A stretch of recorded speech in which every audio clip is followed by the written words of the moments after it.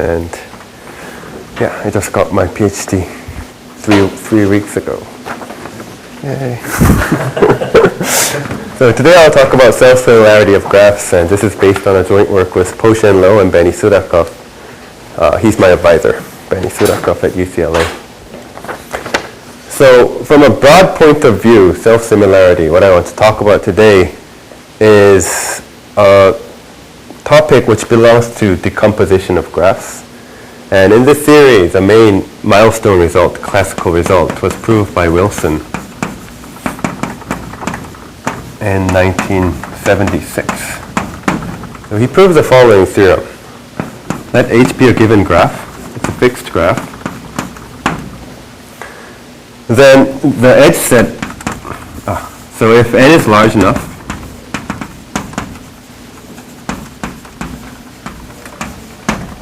then the edge set of Kn, which is a complete graph on n vertices, can be partitioned into edge disjoint copies of H.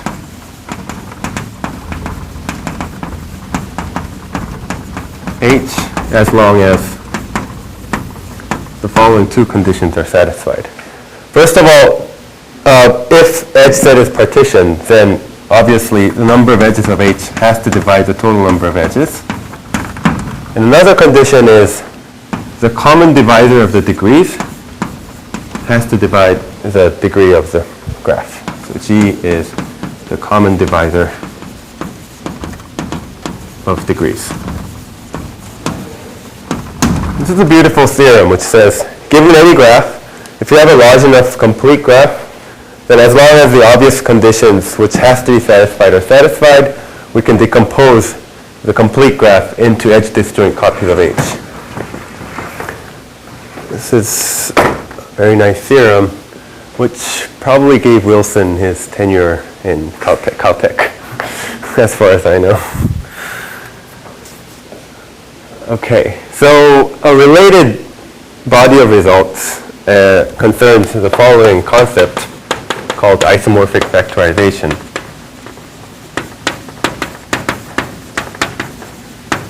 Is there any condition on H? Like connectedness? No, nothing. No isolate or there? No. Because it's edge disjoint, vertex doesn't really matter. Oh, okay. Yeah. So in isomorphic factorization of a graph G is a partition of its edge set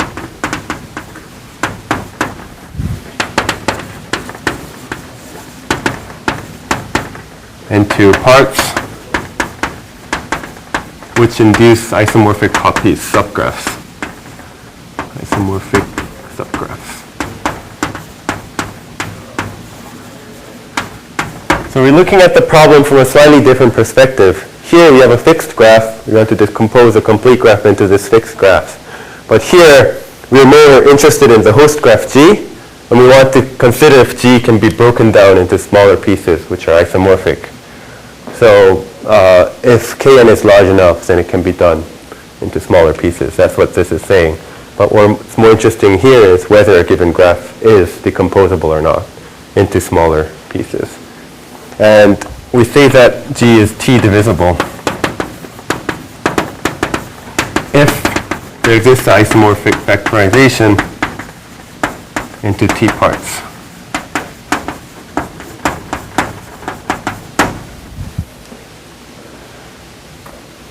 So Graham, Hai, Robinson, Wallace, and Wormold have a series of works around this concept, and the most important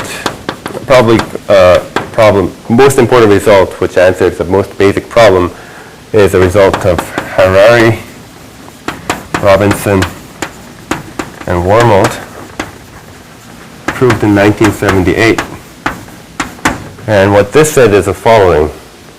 So Kn is T divisible for all T that divides and choose 2. So what's interesting here is that now we have no restriction on the number of vertices. Here we had to have the Kn to be large enough, the number of vertices in Kn to be large enough. But instead, here, as long as the divisibility condition is satisfied, it doesn't matter the size. So it's over all sizes. Do you have any control on this subgraph? So for very small subgraphs, like for K7 and K6, they give some list of graphs which are possible, but not really. I don't think they have any classification for larger. I think the possibility is too big. Okay. So both of these theorems concern complete graphs, but if you change the complete graph into other graphs, it's really hard to hope for anything like this. Hope the graph to be decomposed into isomorphic copies. And there are some other results, but mostly they concern trees or forests, which are simple structures. So instead, that's probably why Jacobson and Schoenheim asked the following question. Before addressing the question,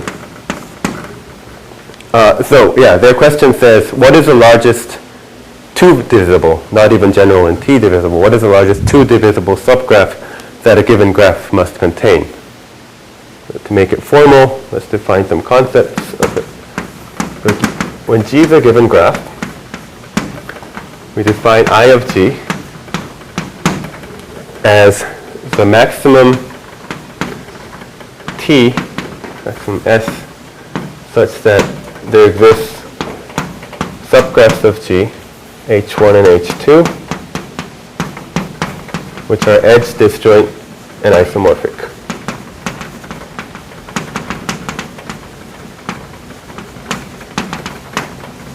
And the number of edges are S.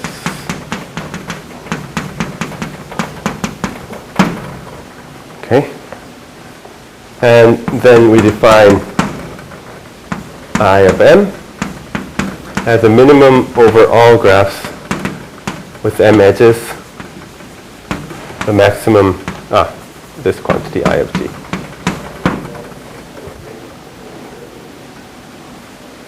So what this is saying is essentially, now instead of complete graph, if we replace it by some other graph, then it's most likely not two divisible. So what is the largest two divisible subgraph it must contain?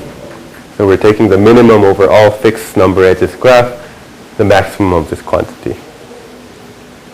So the problem probably came from this kind of thinking. And in fact, somebody who raised that problem, the person Jacobson, actually also raised a problem of determining this problem. Determine I of M.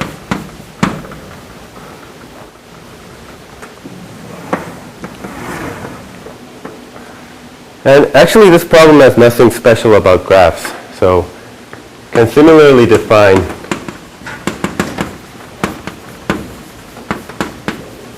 I R of M for R uniform hypergraphs.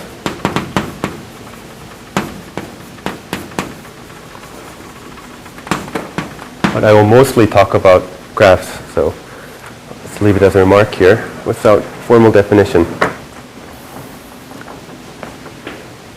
So this problem, determine that quantity, was almost answered by Erdős, Hock, and Piper.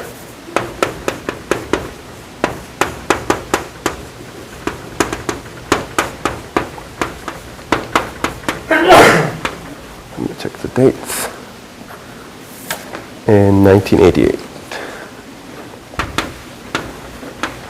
And they proved the following lower and upper bound. M is at least m to the 2/3 times some constant, and at most m to the 2/3 times log m over log m. And more generally, for hypergraphs, they prove that IR of m is at least some constant times m to the 2 over 2r minus 1, and at most some constant times m to the 2 over r plus 1 times log m over log m. And you can check that when you plug in r equals 2 here, we have 2/3 and 2/3. Yeah, hopefully. So that was the first result concerning this problem. And These two C's are same or it's different. So C depends on R. For every R there's a constant. Oh, these and this. Yeah, it's different. Small c and big C. Yes. Yeah, they're different constants. Okay, so there's two sides in this inequalities, lower bound and upper bound. For the lower bound, what we have to do is, given a graph, I have to give you isomorphic subgraphs, which of size at least this. For the upper bound, I have to tell you that there exists a graph where the largest isomorphic subgraph only has size at most this. So the upper bound construction follows by considering random graphs. I will tell you the construction later because it's related to some other problem as well. But the lower bound is, establishing the lower bound is more combinatorial, and this bound is not that difficult. So I will show you right now how to prove the lower bound for graphs.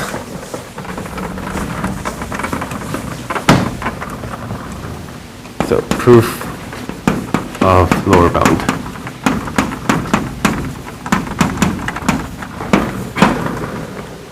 Goes like following. Suppose you are given a graph G. G is given graph. It has m edges and n vertices. We may also assume that there's no isolated vertex. The reason is because we're only interested in the number of edges. We want to compute everything in terms of the number of edges. So the number of vertices doesn't really matter. That means, if there's isolated vertices, it doesn't play any role at all. We only have to consider vertices of degree at least 1.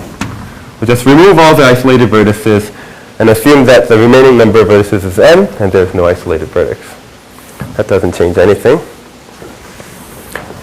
And there's two strategies I want to use. And these two strategies will give for different regimes of m and n different bounds. And when you combine it, we're going to obtain this bound. So the first strategy is the following. I will first do something to the graph, repeatedly remove edges that connect vertices of degree at least 2. To be more precise, just look at the graph, check if there is an edge where both of the endpoint has degree at least 2. If you find at least 1, remove it. Then repeat it. In the new graph, check if there is an edge that connects vertices of degree at least 2. Repeat it and repeat it. So I will just claim without proof that the end result is a star forest. Something that looks like this. It doesn't produce any more isolated vertex because a vertex of degree at least 1 will never have its edge removed, and no vertices of larger degree will be connected to each other. And if you think about it, just do some case analysis. It's not that difficult to see that we obtain a spanning star forest.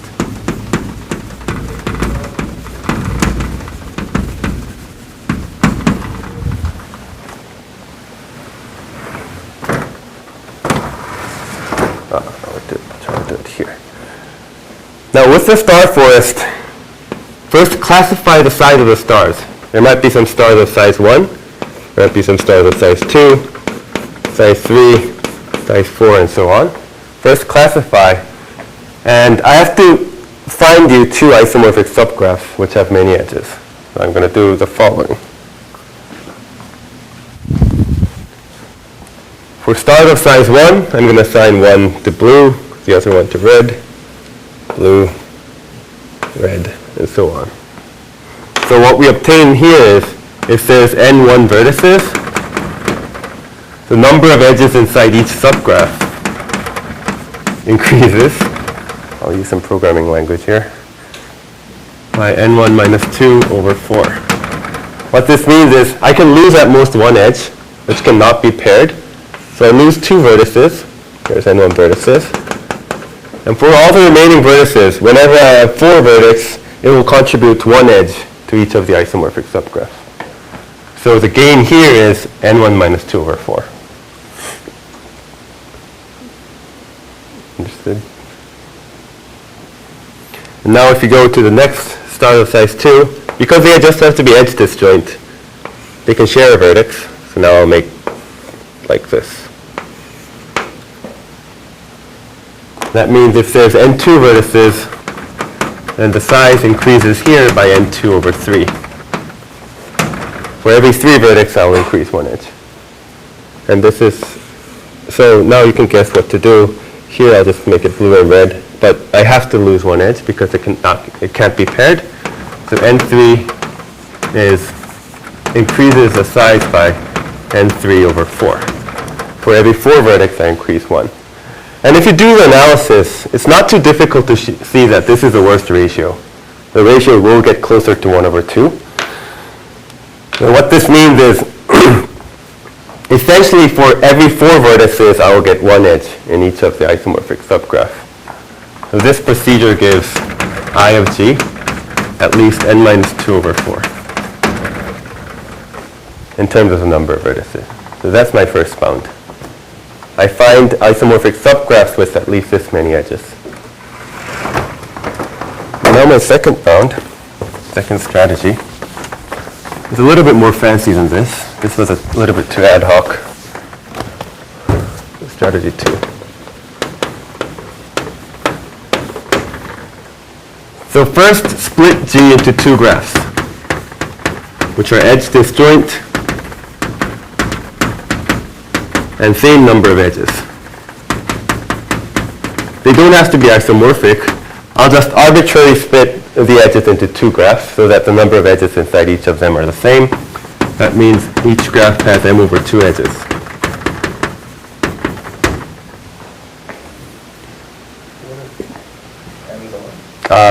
Yeah, but it doesn't really matter later, so I'll just assume that m is even because we're considering asymptotics. Yeah. Yes. So then, yeah. So here's a nice trick. You have a vertex at V. You have 2 graphs here, G1 and G2. Now let pi be a random permutation uniformly chosen over all possible permutations of the vertex set. And look at these 2 graphs, G1 intersection pi of G2. So pi of G2 means take G2, apply the permutation to the vertices, and that's the graph, resulting graph. This is isomorphic. I don't know the correct notation, so I'll just write it like that, to this graph. Because I'm just applying pi inverse. This is a subgraph of G1. This is a subgraph of G2. So they are edge disjoint. They are both subgraphs of G. And they are isomorphic. So all I have to do is analyze how many edges will belong to these graphs. This is a very cool trick by Erdős-Pak and Piper. And the expectation can be computed like this. For an edge in G1 and for an edge in G2, the probability that this permutation pi takes E1 to E2 is just 1 over n choose 2. Because there's n choose 2 choices where this edge can go to, and the probability that it falls exactly to E2 is 1 over n choose 2. So by linearity of expectation, the expected number of edges inside this intersection, expected number of edges, is just take the sum over all pairs E1 and E2, the probability that E1 goes to E2. Or maybe E2 goes to E1, but it doesn't really matter because it's a random permutation. And the number of pairs is m over 2 times m over 2 squared. And the number, the probability is times 1 over n choose 2. So ignoring some small order terms, this is about m squared over n squared, 2n squared. So that's my second bound. Why is that the second bound? Because if the expected number of edges inside here is at least that, then there exists a permutation where the number of edges inside this graph, this intersection graph, is at least this number. That's first order probabilistic method. So I can find the permutation with at least that many edges inside. That means I obtained the bound m squared over 2n squared, approximately. So now combine these two bounds. I'll just do it here. And what we obtain is I of g is at least the maximum of n minus 2 over 4 and m squared over 2n squared. And just optimize it. The worst case is when n is m to the 2/3 and gives m to the 2/3 with some constant. So that's the proof. So a very nice idea of applying a random permutation. We just got isomorphic subgraphs for free. Because that's what isomorphic means. There's a permutation where you can change one graph into the other. And then this can only cover some range of edge density, whereas the other range we just did it ad hoc, just found the structure. That was the lower bound.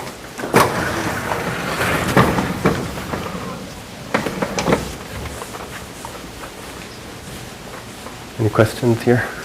So the choice of G1 and G2 doesn't really matter? It doesn't matter. Yeah. For every choice there exists a pi.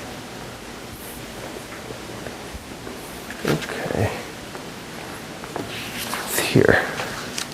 So this was the first result.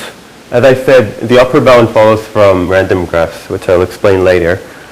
And after this proof, a few years later, Gould and Rödel, I think in 93. Yes, 93. There's a similar thing for 3 uniform hypergraphs.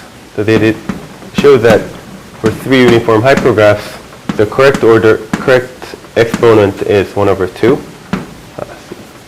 3. Big 3.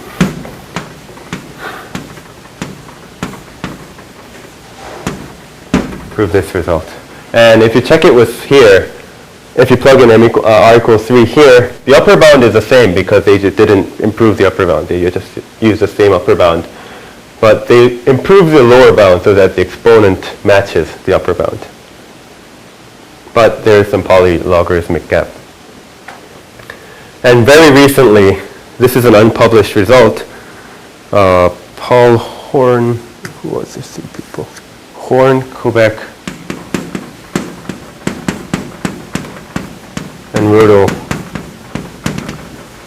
proved similar result for higher uniformity for r equals 4, 5, and 6. But they weren't able to do better. And the reason is the following, at least what I heard from them, is the strategy they use is similar to here. They have a general strategy which is obtained from some random permutation or something similar to here. And then this only covers some range of edge density. For the other range, they have to find some ad hoc structure that really one can find by hand. Here, the range just worked out well so that they meet at the right point. But here they found another better construction for 3 uniform hypergraphs. Here they found some better structures for 4, 5, 6 uniform hypergraphs, but things got too complicated for higher uniformity, so I think they just stopped at 6.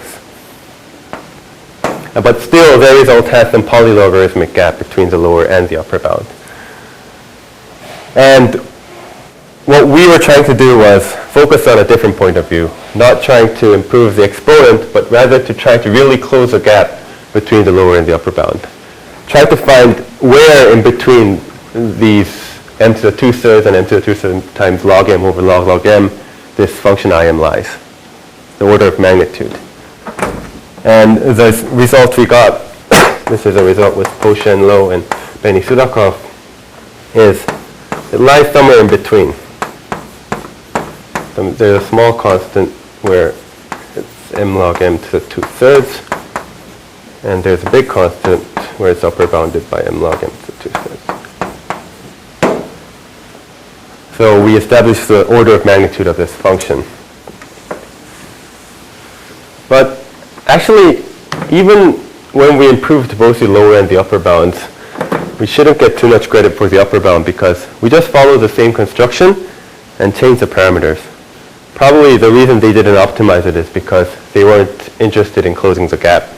But now when we're actually going to the proof, we realized that the upper bound can be improved to this, and we found a different way to attack the lower bound and improve the lower bound. But that's our main result. And as I said, we were trying to attack that problem, and while we were thinking, the problem was too difficult for us. We didn't have any clue in the beginning. So we decided to work on some easier looking problem, which turned out to give us ideas on how to attack this result, this problem. And that was to consider the self-similarity. So we named, I should have mentioned earlier, we named this parameter the self-similarity of graphs. Given a graph, how similar is itself to, how similar is this graph? How similar is this graph to itself? Yes. So we named it self-similarity. Even though the concept was there before, people didn't name it like that.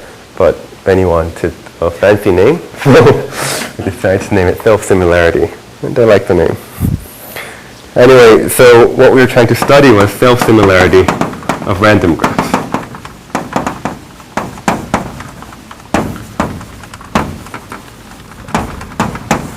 And this was as a toy problem. Before attacking that, maybe we were trying to say, if we know something about this, maybe something can be done, which was in fact the case. So before talking about this, I'll first review what random graphs are. So GMP, a random graph GMP, is a probability space of graphs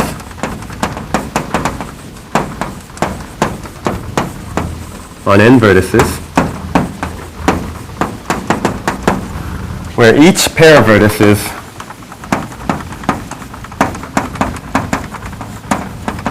form an edge independently with probability p.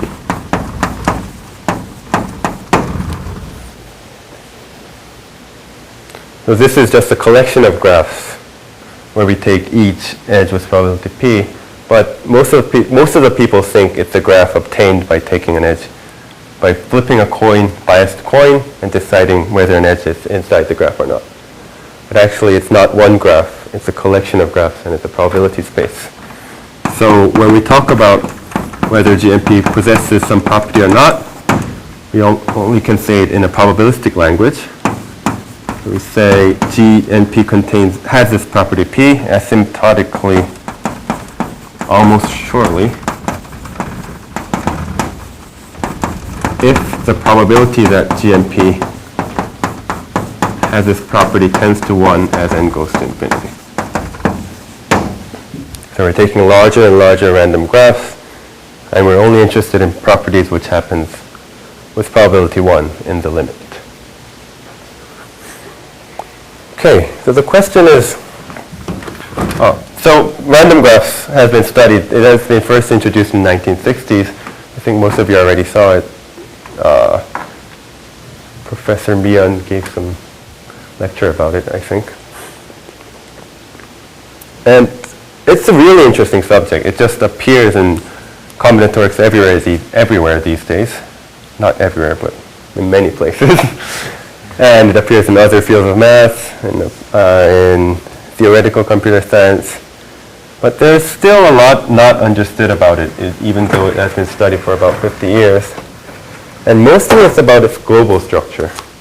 Because locally, it's not that difficult to compute the probabilities, show concentration.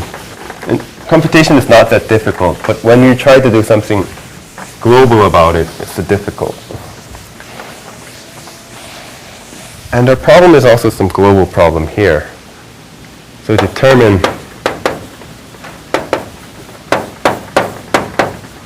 self-similarity of the random graph. That was our problem.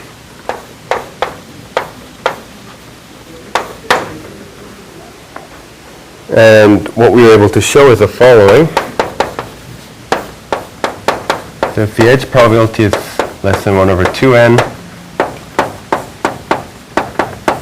then the self-similarity is the order of magnitude is the same as the number of edges in the graph. In the second regime,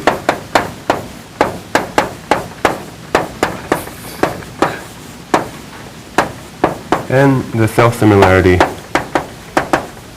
is order of magnitude n times log n over log gamma n, where gamma is 1 over p times.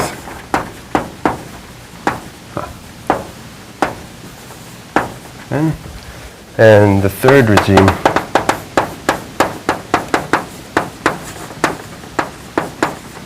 self-similarity is n squared p squared.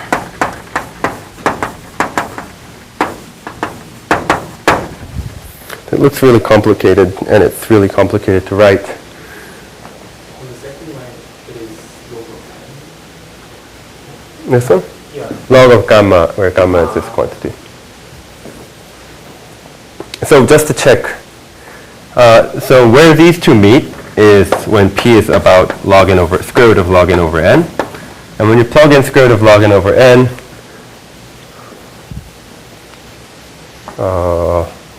then gamma is some constant. So here it just becomes n log n. And when you plug it in here, theta n squared p squared is also n times log n. So this is there's an interpolation. Even though it looks really, really complicated, they do meet at the boundaries. But the rate of growth is different. And here, the reason I wrote it like this is, in this range, in random graph, most of the components are just trees, or trees plus an edge. And if they are trees, then the strategy I showed there, just directly finding isomorphic subgraphs, pretty much applies.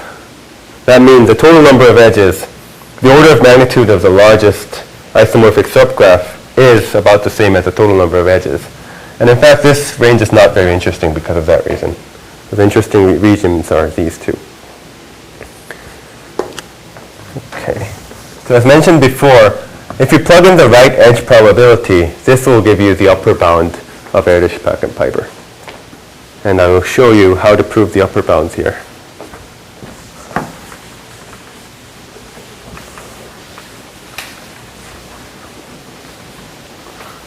Proof of what happens if p is equal to 1 over 2 and do you have the same number? If it's 1 over 2n, then this is a polynomial in n, so this becomes log n. They cancel, it's theta of n. And in that range, the total number of edges is about n, linear in n. So they coincide. It's about n, order of n. Yeah. Which makes sense because in this range, it's something like a tree. The graph is a forest. Okay, so I was trying to prove the upper bound.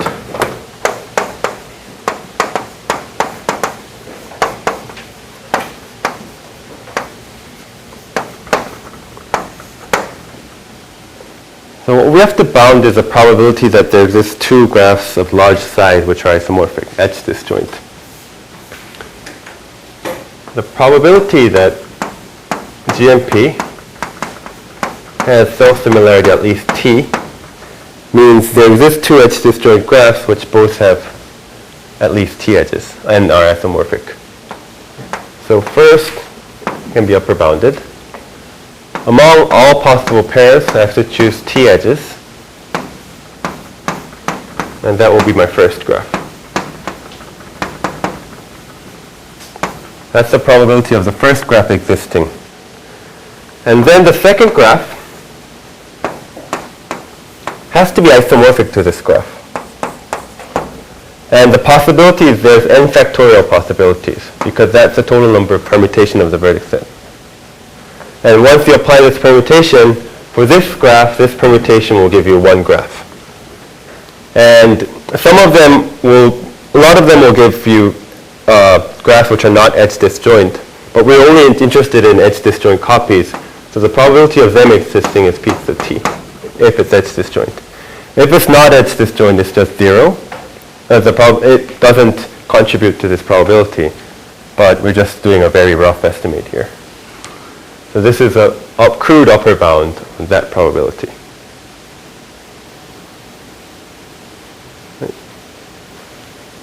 And I'll just make some few inequalities. So this term is smaller than e times n squared over t to the t. N factorial is smaller than n to the n, which is e to the n log n. And these two p to the t terms just combine to this. And what we have is e n squared p squared over t to the t times e to the n log n. Can you explain n factorial again? And how, what's the... So maybe I explained it in the wrong way. What I can think of is like n factorial over n minus k factorial. Maybe something... Maybe we can improve it, but I think it will only give you a small order term improvement. Yeah. Yeah. So I'll just do it again. So this probability is upper bounded by the probability that there exists G1, G2, edge disjoint, isomorphic, and T edges. And the probability, the number of ways to choose these two graphs is first the number of ways to choose G1. There's this many probabilities. And the number of ways to choose G2 is this times n factorial in a very crude way, because only some of them will survive as edge disjoint copies. This is a crude way to bound the number of G1, G2 as above. And once G1, G2 falls into this category, the probability that they both exist is p to the 2t. Because they're edge disjoint, there's 2t edges. It's a different way to say it, but it's the same inequality. So you apply the commutation on labels of the vertices? That's yes. Mm-hmm. Yeah, it's labeled vertices. So anyway, what we get is this type of bound. And even though it's split like this, what really happened here is just for each p, analyze this and look at the maximum t for which this becomes a little of 1. This tends to 0. And that will just give you our result. I will not do the computation, but that's just the key idea. The key idea is just this n factorial. But I want to talk about one special case, which is when p is square root log n over n, and t is some big constant times n log n. In this range, the number of edges in G and P is n squared times p, about order of magnitude, which is n to the 3 over 2 log n to the 1 over 2 times 1 over 2. And if you plug it in here, what happens is this becomes t, I'll just do it, e n squared log n over n, c times n log n, c times n log n, e to the n log n. Everything cancels. So if c is large enough, this does goes to 0. It is a little over 1 term. Because if c is large enough, that's become a negative exponent.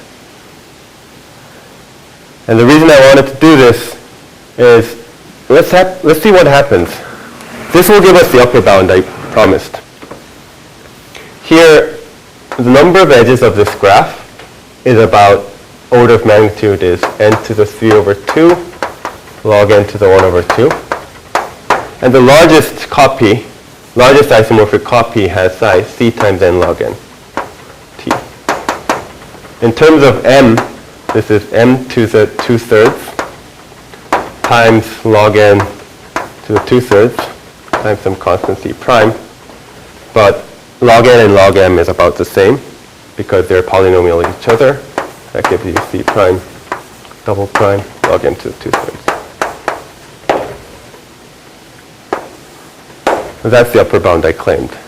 It's better than this bound because instead of using the edge probability square root of log n over n, what they used was square root of 1 over n. And when you do that, you get this upper bound. But the better upper bound, which is optimal, actually comes from that edge probability. So by considering random graphs, what we so far know is,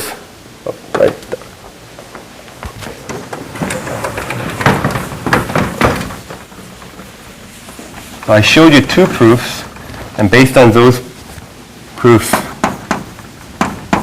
what we have is it's upper bounded by m times log m to the 2/3, and it's lower bounded by m to the 2/3. So the remaining question is, how can we improve the lower bound? What's the weakness of our proof? Where were we losing? Well, we know that we have to improve the lower bound by hindsight. The question is, how can we improve it?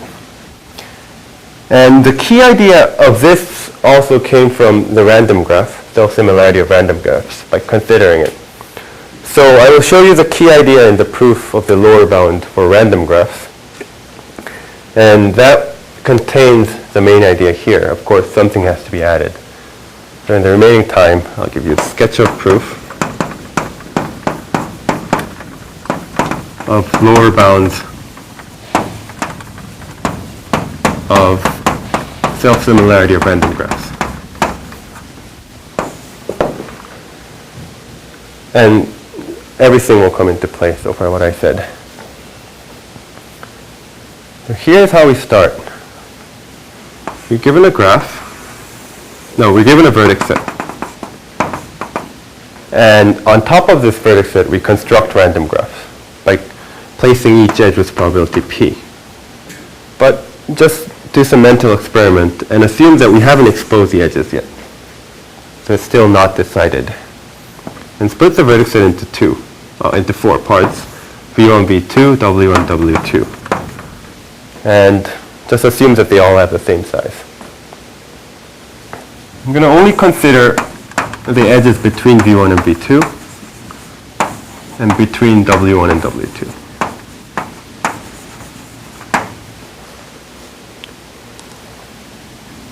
Now here's a very naive strategy. Take a arbitrary one-to-one mapping F and arbitrary one-to-one mapping G. F is a one-to-one mapping from V1 to W1. G is from V2 to W2. Okay, call the graph induced here H1, G1, and call the graph induced here G2. And now these maps, as the permutation did, if we map the composition of F and G, the graph G1 under the composition of F and G, and you intersect it with the graph G2, this gives an isomorphic copy of subgraphs. This will give you a subgraph in here and a subgraph in here, which are isomorphic. The idea comes from the permutation, because this belongs to G2, and G1 intersection inverse of this map is a graph that belongs to G1, and they are isomorphic. So what comes from this strategy? What kind of bound follows?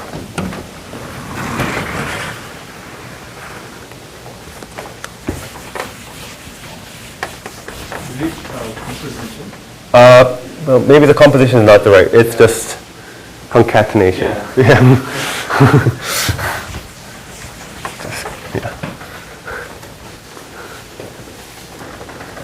I should have studied other subjects more carefully. Is it clear what it means? Yeah. Okay. So now we already sent this graph here. So the probability that some edge here survives after taking intersection is p squared. So probability of a fixed pair being an edge inside this graph is p squared, because it should have been an edge in G2, and its pre-image should have been an edge in G1. That means the expected number of edges inside that intersection graph is just W1 times W2, that is p squared, which is n squared over 4 p squared.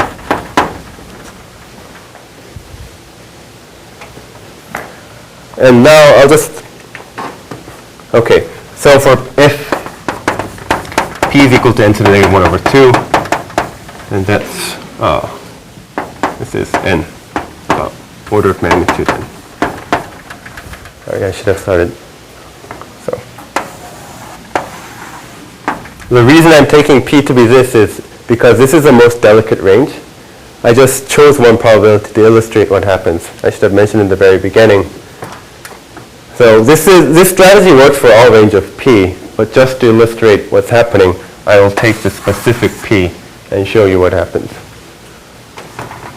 So for this p, it happens to be that, but in general, it's this quantity.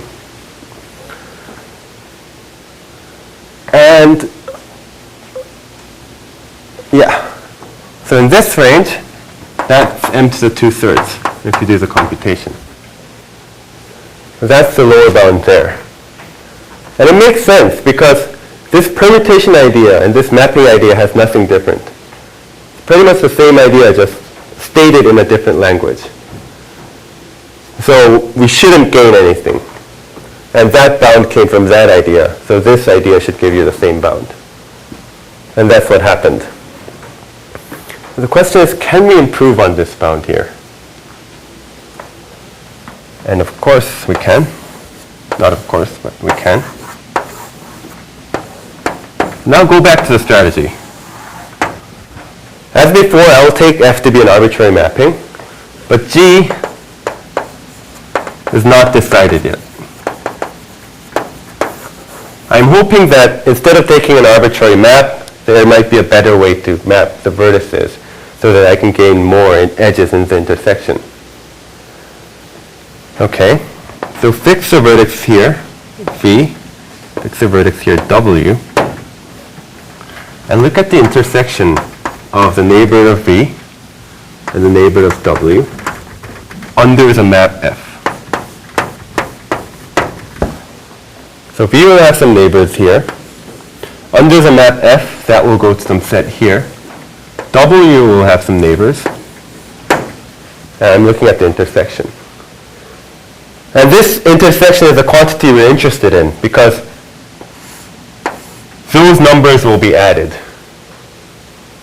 When you take the map, that's the number that will be added to give you the number of edges in the intersection. But that's the quantity we have to look at.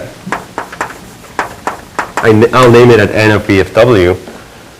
So the number of edges in that graph, I'll call it large E.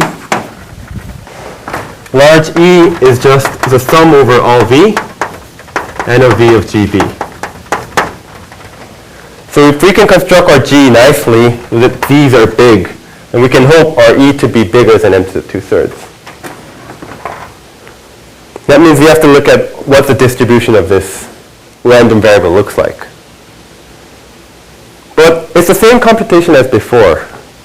So the probability that a fixed vertex belonging to this intersection is just p squared. So the expected size of nbw is just n times p squared, n over 4 times p squared. I made some mistake there. It's not important. Because there's n over 4 vertices, a fixed vertex, the probability of a fixed vertex belonging to the intersection is just p squared. And that's the expected number of vertices inside the intersection. And in this range, p is n to the negative 1 over 2. This is a constant, 1 over 4. And this is a constant consisting of binomial random variables with very small probability. So the distribution is Poisson. And that's the key word here. This random variable has Poisson distribution. Because Poisson distribution doesn't have that small tail probability. The tail probability is pretty big.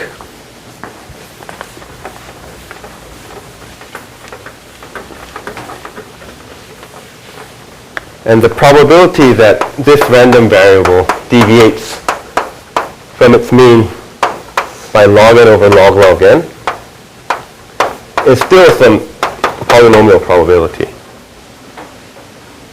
So this is small but not too small.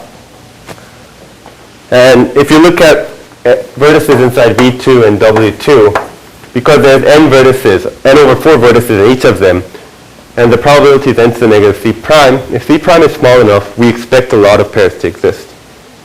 A lot of pairs where when you map V to W, you get a lot more than expected number of intersections. So if we can get this for linear number of vertices, if there exists a G, mapping G such that this random variable is at least log n over log log n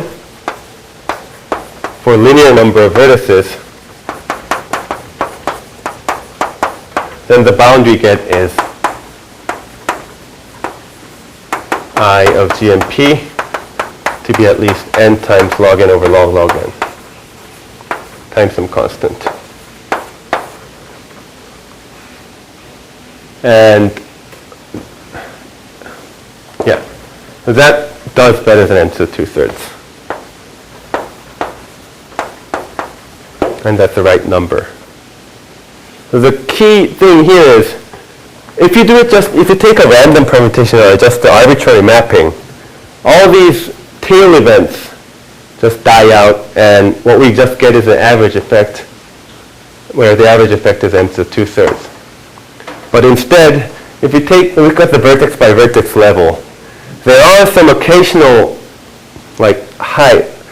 occasional tail events which will allow us to do better than the expectation. And if we can do it, gather those things one by one, gather it for a lot of vertices, that should give us our desired gain. And I will not talk about how we can do that, but it's believable that it can be possible because there are a lot of pairs. So the key here is Poisson distribution. And so that's pretty much all I want to talk about. I'll conclude the talk by mentioning the open problems again. So this G you construct, Yes. you don't get it. If you this G you actually find. Yeah, we have to find it. Because if you did just a random thing. Yeah, it doesn't work. So what we can do is make an auxiliary graph between these two, connect two vertices if they form a good pair. If mapping V to W is a good thing to do, connect it. Then it gives you some auxiliary graph on the bottom. And if you can find a large matching inside that auxiliary graph, that will be our mapping. Part of our mapping. And the remaining part just arbitrarily extended. Yeah, that was just a quick idea. So the two problems were, first, determine for hypergraphs IR of M up to polylog factor for R greater than or equal to 7. And as I said, the nature of this problem is quite different from what I'm doing here, because here we're trying to really close the gap. Here you're just trying to match the exponent, and judging by what has been done so far, this requires some more combinatorial ideas on the bottom. And the second problem is determine the order of magnitude.